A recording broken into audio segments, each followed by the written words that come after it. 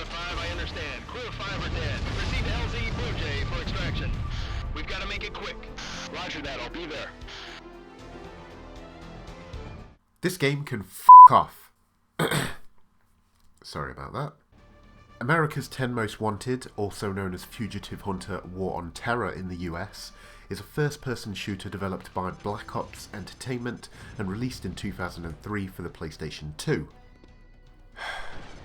I don't even know where to begin with this one, as I am absolutely baffled as to how a developer back in 2003 played this game, sat back in their chair and said, "Yep, good job guys, let's start printing discs and get this one on store shelves."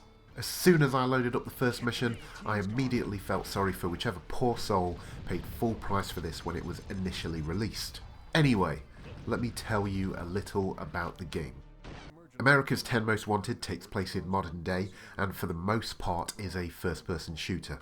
The setup is that the US government has created a special task force named Criminal Interdiction and Fugitive Recovery, or CIPHER for short, to hunt down and capture the most dangerous criminals and terrorists, with Osama bin Laden and Saddam Hussein being the top 2 targets. The most wanted targets include gang leaders in Florida, militia groups in Utah, drug cartels in the Caribbean, and, as mentioned earlier, terrorist groups in Afghanistan.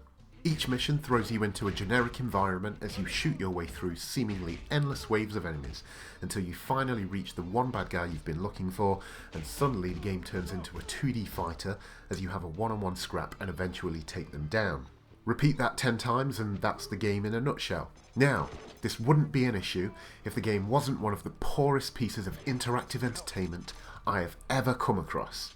The game could have been a little bit interesting if the developers took a tongue-in-cheek and cheesy approach, but the game takes itself just a little too seriously. I honestly can't think of a single redeemable quality of this title. The shooting is awkward and lacks precision, the environments just scream, "We ran out of money," the audio is poor, the voice acting is lazy, the game's soundtrack has a small selection of 3-minute songs that just loop and loop and loop until you finish the mission. The game also has a weird scoring system for some reason and only affords you 3 lives to complete a mission, like it was released 10 years too late.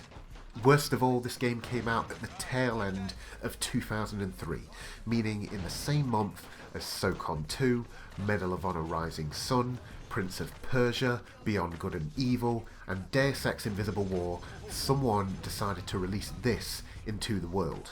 Now, what I'm not here to do is insult and criticise developers. They do a very hard job, and it's also very easy for me to point out all of the flaws of something this old. However, while the poor quality of the gameplay can be attributed to time pressures and lack of budget, the game's subject matter cannot be excused. At times when playing this game, I actually found it to be racially insensitive, as the first real mission has you running through the streets of Miami taking on a local gang, who all just happen to be black and are shouting the most generic and tasteless stereotypical lines I have ever heard in a game. The cherry on top of all of this is the obnoxious rap music playing in the background throughout the mission, which was probably added to make the setting more authentic. Who's tough now, Jamal? Weapon will bust you up. Up against the wall. Oh, man. I feel like I could talk a lot more about the reasons why no one should buy or play this game, but honestly it would just be a waste of everyone's time. Instead, I'll just wrap up this review by saying that America's 10 Most Wanted is a game that fails on every level in my opinion. It features nothing original from both a conceptual and gameplay standpoint, is not fun to play in the slightest, and on occasion borders on offensive. Do not buy this game, do not play this game. It is one of the worst to be released on the PlayStation 2 and should be avoided or destroyed if ever encountered.